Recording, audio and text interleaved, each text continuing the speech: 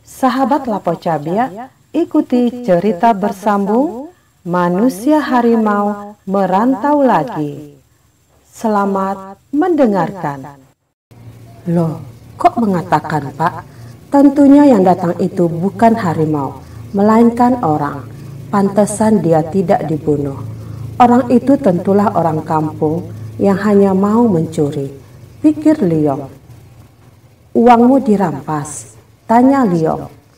Tidak Tuan, tetapi dia menjerit lagi. Kini dia melihat pawang di sebelahnya berlumuran darah dan wajahnya amat mengerikan. Lalu mau apa dia? Dia geder-geder mobil, naik di atas kap. Ada dua, jawab sang supir. Dua orang? Bukan orang Tuan. Lalu apa? Harimau tentunya. Manusia bukan, harimau pun bukan. Apa maksudmu? Hantu? Tanya Liong mulai tak sabar karena dibingungkan tetapi juga merasa amat takut. Bukan hantu, ya barangkali juga hantu. Yang jelas, kata Liong. Nanti saja, kata sopir, lebih baik kita berangkat. Tapi Bob belum kembali, kata Ruiter menyela. Dia tidak akan kembali, kata pawang. Bagaimana kau tahu? Saya tahu, lebih baik kita lekas pergi. Ceritakan dulu tentang Bob, kata Ruiter. Nanti saja, berbahaya bercerita di sini. Mereka masih ada di sini. Mereka siapa? Tidak tahu, jawab pawang. Kamu pawang, masa tidak tahu? Saya cuma pawang harimau. Lalu, yang kau lihat atau melukaimu bukan harimau. Tolong Tuan, mengertilah dan percayalah. Lebih baik kita berangkat. Nanti mereka datang lagi. Kita semua akan habis dibantai. Senapan Tuan juga tidak akan ada gunanya. Masa bisa begitu? Kata Ruiter yang masih mengandalkan senjatanya. Saya sumpah tidak bisa dibunuh. Ayolah berangkat supaya kita semua selamat. Akhirnya Liong dan Ruiter harus mengikut pawang yang sudah robek mukanya. Dia lebih tahu karena dia yang mengalami. Atas permintaan sopir dan Ruiter, maka kemudi dipegang oleh Liong. Tak berapa lama kemudian, mereka tiba di sebuah kampung. Masih ada 1-2 warung kopi yang buka. Ada sejumlah orang desa sedang mengisap rokok dari daun enau dan minum kopi hitam, manis atau tanpa gula. Kita singgah dulu, dengan kopi hangat kamu akan segar dan normal kembali, kata Liong kepada sopir. Ia setuju, karena makhluk-makhluk itu tentu tidak akan masuk kampung, pikirnya. Saya tidak ikut turun, kata pawang. Lebih baik turun juga, barangkali orang kampung bisa menolong, kata sopir. Mana tahu di sini ada dukun yang pintar. Akhirnya pawang turut turun. Orang-orang kampung heran dan bertanya-tanya mengapa gerangan muka orang yang satu itu 2 luka serupa di kedua pipinya. Mula-mula sopir menceritakan apa yang dialaminya. 2 makhluk bukan manusia, tubuh harimau, katanya. Dia pikir orang kampung akan heran, tetapi ternyata semua ayam-ayam saja, tidak menunjukkan keheranan, bertanya pun tidak. Ketika giliran pawang bercerita, ia berkata, lain yang kulihat, memang ada juga seperti yang dikatakannya itu, muka orang dengan badan harimau.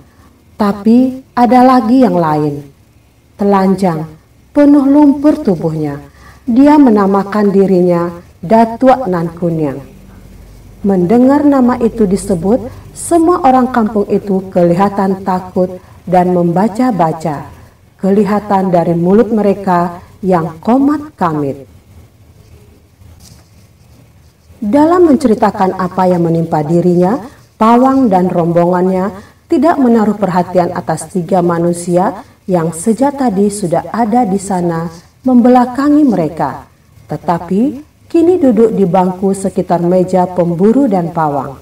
Ketiga orang ini sejak tadi mendengarkan cerita pawang dan sopir Toyota yang baru datang itu, dan mereka tak lain daripada Jalubuk dan anaknya Erwin dalam bentuk manusia biasa, ditambah dengan Ki Ampuh yang mau menuntut ilmu di Tapanuli Selatan.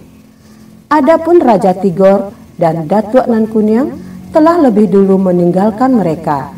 Sang manusia harimau hendak ke Muara Sipongi, sementara Datuk Nan Kuniang mau menjenguk kampung halamannya.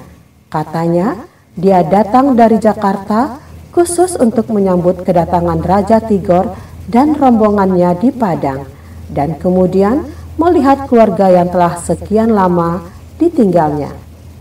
Saya belum pernah melihat makhluk seperti itu, kata sopir.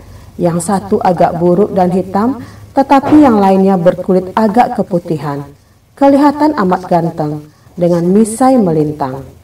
Ia mengangkat mukanya, mau melihat bagaimana kesan orang yang mendengar, yang sejak tadi diam saja, tidak mengajukan pertanyaan apapun. Saat melihat muka itulah, ia terkejut dan merasa jantungnya berdebar. Orang yang di depannya itu tua, kulit bersih dengan misai putih gagah. Mukanya seperti salah satu makhluk yang mendatangi dia tadi. Seperti inilah rupa makhluk yang memecahkan kaca mobilnya. Jalubuk, memang dia Jalubuk, dapat membaca apa yang dipikirkan oleh sopir. Maka ia bertanya, makhluk yang datang ke mobil katamu, mengapa dia tidak membunuh? Mana saya tahu, jawab sopir. Orang-orang lain memandangi Jalubuk, tenang walaupun sudah tua. Sopir itu tidak berani mengatakan bahwa makhluk itu serupa benar dengan orang yang bertanya. Barangkali karena kau hanya sopir, kata Jalubuk. Sopir tidak menjawab. Dan kau pawang, apakah mantramu tidak bisa menjinakkan harimau yang mengoyak mukamu itu? Dia bukan harimau benar, hanya setengah harimau, jawab pawang yang kini memandang Jalubuk, tetapi sekaligus juga melihat orang yang duduk di sebelahnya, manusia yang mukanya serupa dengan makhluk yang merobek pipinya tadi. Dan Erwin tahu apa yang dipikirkan serta membingungkan si pawang. Liong bertanya kepada orang-orang kampung, apakah ada di antara mereka yang pandai mengobati luka bekas cakaran makhluk itu. Jalubuk angkat suara, aku bukan dukun, bukan pula orang pandai, tetapi kalau diizinkan aku mau mencoba. Mendengar ini, sopir jadi sangsi. Apakah benar ada hubungan orang ini dengan makhluk yang memukul kaca mobilnya? Liong setuju, begitu juga pawang yang tadi tak melihat Jalubuk. Ia minta air putih segelas, diputar-putarnya 7 kali di atas meja, lalu dengan tangan kanannya disimbahnya ke muka pawang, membuat orang itu terkejut. Tetapi aneh, kena percikan air itu, Pandeka bukan hanya merasa sejuk, tetapi juga nyeri pada luka-luka itu hilang. Ia raba kedua pipinya, bagaikan mengikut gerakan refleks. Guratan kuku itu terasa masih ada di sana, hanya sakitnya sudah lenyap. Dalam hati, sopir itu merasa heran. Kiranya orang ini dukun.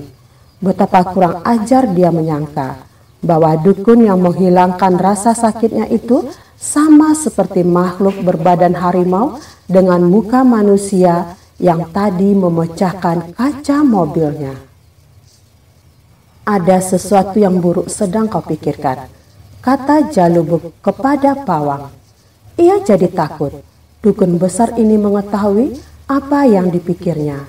Memang sesuatu yang buruk. Ampuni saya, Pak. Saya tadi salah sangka, kata Pandeka. Salah sangka apa? Tanya Liong. Ah tidak, saya mohon maaf kepada Bapak Dukun.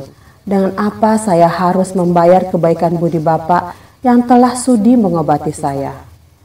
Ya, di mana rumah Bapak? Tanya Liong kini. Rumah saya jauh di pedalaman, berjam-jam berjalan kaki, kata Jalubuk. Mengapa? Saya ingin mengantar Bapak, jawab Liong. Dan saya mau minta tangkal. Tangkal apa? Sahut Jalubuk. Tangkal penggentar harimau. Maksudmu supaya harimau takut padamu? Benar, jawab Liong. Untuk apa? Tanya Jalubuk. Untuk keselamatan diri. Saya pemburu harimau, gajah, badak, apa saja yang bisa mendatangkan uang. Masih mau berburu? Tanya Jalubuk. Ya, bagi saya berburu bukan iseng-iseng, tetapi suatu profesi. Bapak tahu artinya profesi? Tidak, jawab Jalubuk. Saya hanya sekolah rendah sampai kelas 3, tidak tamat. Saya hidup dari hasil perburuan. Itu namanya profesi. Oh, banyak sudah binatang yang Tuan matikan. Tidak takut. Setelah melihat kejadian malam ini, kawan Tuan mati. Pawang Tuan dirobek harimau. Tuan kebetulan selamat. Yang begitu memang resiko dari pekerjaan ini. Tiap pekerjaan atau usaha mempunyai resikonya. Memang ada beberapa kawan saya yang mati diterkam harimau, dibanting gajah, dan dipatuk ular. Tetapi saya sendiri sampai sekarang masih segar bugar, tidak pernah dapat kecelakaan. Mungkin kalau saya yang menghadapi makhluk itu tadi, bisa saya binasakan. Tetapi bagaimanapun, kalau ada tangkal, tentu kita lebih bersemangat dan berani. Bisakah Bapak menolong?